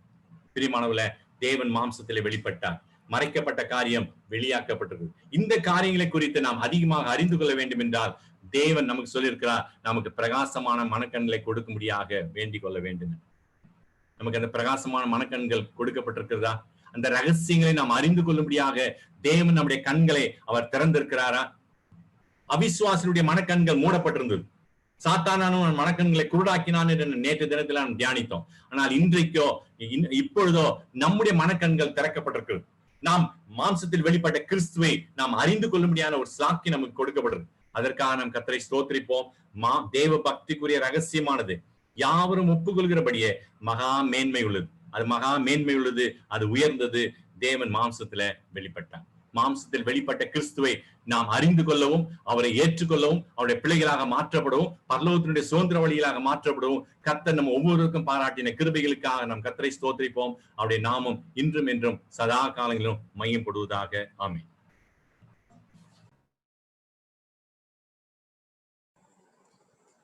Mystery of godliness. 1 Timothy chapter 3 verse 16. The mystery of godliness. God has lived. இதோ மனுஷரின் மத்தியில் தேவாதி தேவன் வாசம் செய்கிறார். He has lived and revealed. God has lived and revealed among us in Christ Jesus. So in Old Testament that has not happened. He never lived in the Old Testament, nor he has revealed that in the Old Testament through his life. God has not revealed that. But what a wonderful classic Bible study is this. Many times we don't listen to such classic and blessed and great Bible studies. I thank Uncle David Delphin, the elder of Pondicherry Assembly, Bethel Assembly, for having taken this important Bible study in such a opening of the believer's eyes, enlightening, trying to bring an awakening in the eyes of the believers. Because if you want to know the mystery of godliness, know God in Christ Jesus. Knowing God in Christ Jesus is godliness. That mystery will be revealed to us if we know God in Christ Jesus. So let us understand this concept very clearly. Why believers are failing these times, are failing very badly in their Christian walk. The reason is they are unable to understand God in Christ Jesus. The mystery, and knowing that mystery of God in Christ Jesus, then the godliness will prevail in us. If we know the Lord Jesus Christ very well, then the godliness will prevail in us in a very blessed manner. If we take the cross from the Bible, just imagine you take the few verses, that is crucifixion is about which happens in gospel, 4 gospels. If you take that cross, few chapters, Matthew chapter 26, 27, if you take that away, Bible is a dark book. It's just another religious book. But today, Bible is not a ordinary religious book. It's a living word. How it has become a living word? That's how we should know God in Christ Jesus. And the mystery of godliness will be revealed to us by knowing God in Christ Jesus properly. I thank David Delphin uncle from Pondicherry Bethel Assembly for this blessed and glorious message, Bible study. God has enabled him to take this evening time. May God continue to use our dear brother David Delphin in the coming days, weeks, months, till and years, that God gives each one of us, so that the name of the Lord would be more and more glorified through us. We thank brother for having accepted this evening time and delivered the Bible study in the strength of the Lord. Thank you, uncle. Now we also thank the singers, Tissy, my children Doreen and Darren, my wife Tissy, and we praise God for them. And we thank God for each one of you, my dear ones. I don't know, you have encouraged me over the phone. You have come personally to the Bible study. You have listened to the word. Definitely hearing will increase the faith, and may that happen more and more in your life, so that when you see the word of God, when you hear the word of God, it should correct your hearts, so that you'll be like the Lord Jesus Christ. May the Lord enable us all this. And again, I would like to repeat the GLM Sisters Bible College. I'm just reminding you all, please remember in your prayers about the Sisters Bible College that is coming up in January 1st week. May God bless the whole program. Now we are closing the meeting here in this 180th Kodambakam Zoom Bible Study meeting. May the blessed Lord be with each one of us as we wind up the session. I request our dear brother Benjamin Ponneya, to close the meeting with a word of prayer and benediction. Over to brother Benjamin Ponneya. ஜெபம் செய்வோம். எங்களை அன்பாய் நேசிக்கும் எங்களுடைய நல்ல தகப்பனே, இந்த நல்ல இரவு பொழுதிற்காக உமக்கு நன்றி செலுத்துகிறோம் ஆண்டவரே. தேவரீர் வாக்கு மாறாதவரும், வானத்திலும் பூமியும் படைத்தவரும், வல்லவரும் நல்லவரும் ஆண்டவரே, இருக்கிறவராகவே இருக்கிறவருமாய் இருக்கிறீர். நேற்றும் இன்றும் என்றும் மாறாதவராய் இருக்கிறீர் ஆண்டவரே. உம்மை துதிக்கிறோம், உம்மை ஸ்தோத்திரிக்கிறோம். ஆண்டவரே, ஏதோ அநாதி காலம் தொட்டு அடியாரை ஆசீர்வதிக்கிற தேவனாய் இருக்கிறீர். கடந்து சென்ற நாட்களில் நினைத்து பார்க்கிறோம். தேவருடைய கிருபை முழுவதுமா இருந்து ஆண்டவரே, அடியாரை இம்மட்டாய் கழுகின் செட்டைகளுக்குள்ளே பாதுகாப்பது போல தேவரீர் பாதுகாத்திருக்கிறீர் ஆண்டவரே. எல்லாவது நாசமோசங்களில் இருந்து அடியாரை விலக்கி காத்திருக்கிறீர். அநேகரிலே விசேஷித்தவர்களை அடியாரை ஒன்று கூட்டி ஆண்டவரே, இன்றைய நாளிலே சிறப்பாக இந்த வேத ஆராய்ச்சி கூட்டத்திலே நாங்கள் வந்து ஆண்டவரே, உம்மை அறிந்து கொள்ள, உமது வசனத்தின் ரகசியங்களை நாங்கள் தெரிந்து கொள்ள தேவரீர் தாமே கிருபை செய்திருக்கிறீர் ஆண்டவரே. உம்மை துதிக்கிறோம், உம்மை ஸ்தோத்திரிக்கிறோம். எவ்வளவு பெரிய ஸ்லாக்கியம் அப்பா. அநேகருக்கு கிடைக்காத ஒரு வரமா இருக்கிறது, அநேகருக்கு கிடைக்காத பாக்கியமா இருக்கிறது. அதற்காக உம்மை துதிக்கிறோம், உம்மை ஸ்தோத்திரிக்கிறோம் ஆண்டவரே. இப்பொழுது ஆண்டவரே, இன்றைய நாளிலே தியானிக்க தந்த நல்ல வசனங்களுக்காக உமக்கு ஸ்தோத்திரம். அதை எங்கள் மத்தியிலே கொண்டு வந்த அருமை சகோதரனுக்காக உமக்கு ஸ்தோத்திரம் ஆண்டவரே. தேவரீருடைய மகிமையிலே தேவரீர் வெளிப்பட்டிருக்கிறீர். தேவரீர் அரசனாக வெளிப்பட்டிருக்கிறீர். அவர் நாமம் அதிசயமானவர், ஆலோசனை கர்த்தா, நித்திய பிதா என்று சொல்லி நாங்கள் வாசிக்கிறோம் ஆண்டவரே. ஆண்டவரே, வல்லமையுள்ள தேவன் என்று சொல்லி நாங்கள் வாசிக்கிறோம் ஆண்டவரே. தேவரீர் அதிசயமானவர், ஆலோசனை கர்த்தர், நித்திய பிதாவா இருக்கிறவர் ஆண்டவரே. ஆண்டவரே, அதிசயங்களை செய்கிற தேவனா இருக்கிறீர், ஆலோசனைகளை வழங்குகிற தேவனா இருக்கிறீர். உம்மை துதிக்கிறோம், உம்மை ஸ்தோத்திரிக்கிறோம். ஆண்டவரே, அவர் என்ற சொல்லிலே தேவரீர் வெளிப்படுகிற தேவனா இருக்கிறீர். உம்மை துதிக்கிறோம் ஆண்டவரே, உம்மை ஸ்தோத்திரிக்கிறோம் ஆண்டவரே. இஸ்ரவேலிலே மீட்பு வரும்படியாய் காத்திருந்தவர்களுக்கு தேவரீர் ஆண்டவரே ஒரு செங்கோலா இருக்கிறீர். தேவரீர் உதிக்கிற நட்சத்திரமா இருக்கிறீர் ஆண்டவரே. உம்மை துதிக்கிறோம், உம்மை ஸ்தோத்திரிக்கிறோம் ஆண்டவரே. இஸ்ரவேலின் ரட்சணித்து என் கண்கள் கண்டது என்று சொல்லி சிமியோன் என்று உம்மை துதித்த பொழுது ஆண்டவரே, தேவரீர் நம்பிக்கை தருகிற தேவனா இருக்கிறீர் ஆண்டவரே. ஆலோசனை கர்த்தரா இருக்கிறீர். உம்மை துதிக்கிறோம், உம்மை ஸ்தோத்திரிக்கிறோம். இப்படியாய் ஆண்டவரே, இந்த நாளிலே இன்று சொல்லப்பட்ட இந்த அருமையான வேத பாடத்திற்காக உமக்கு ஸ்தோத்திரம். தேவரீர் மகிமையா அடியாருக்கு வெளிப்பட்ட தேவருக்காக உம்மை துதிக்கிறோம், உம்மை ஸ்தோத்திரிக்கிறோம். வசனத்தை கொண்டு வந்த சகோதரனுக்காய் நன்றி ஆண்டவர். அதிகமாக அவரை உபயோகப்படுத்த வேண்டுமா ஜெபிக்கிறோம்.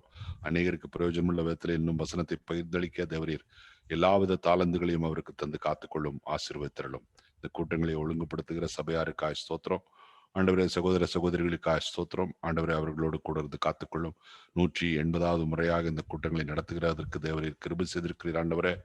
ஆண்டவரே, தேவரீருடைய மகத்தான் இந்த ஊழியம் இன்னும் தொடர்ந்து நடைபெறவும், அநேகர் இதிலே பலன் பெறவும் தேவரீர் தாமே கிருபை செய்யும்.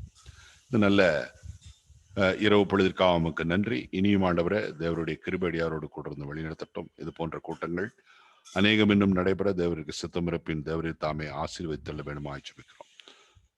துதி கனம் மகிமை எல்லாவற்றையும் உமக்கு செலுத்துகிறோம். இயேசு கிறிஸ்துவின் நாமத்திலே எங்கள் ஜெபம் கேளும் பிதாவே, ஆம்.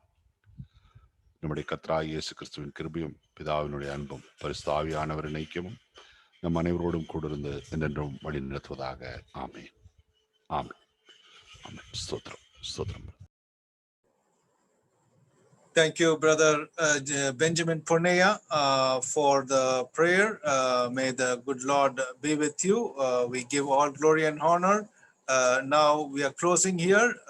Tomorrow also we will come again, God willing, if Lord permits, at the same time at 6:45. Till then, may the blessed Lord be with each one of us. God bless.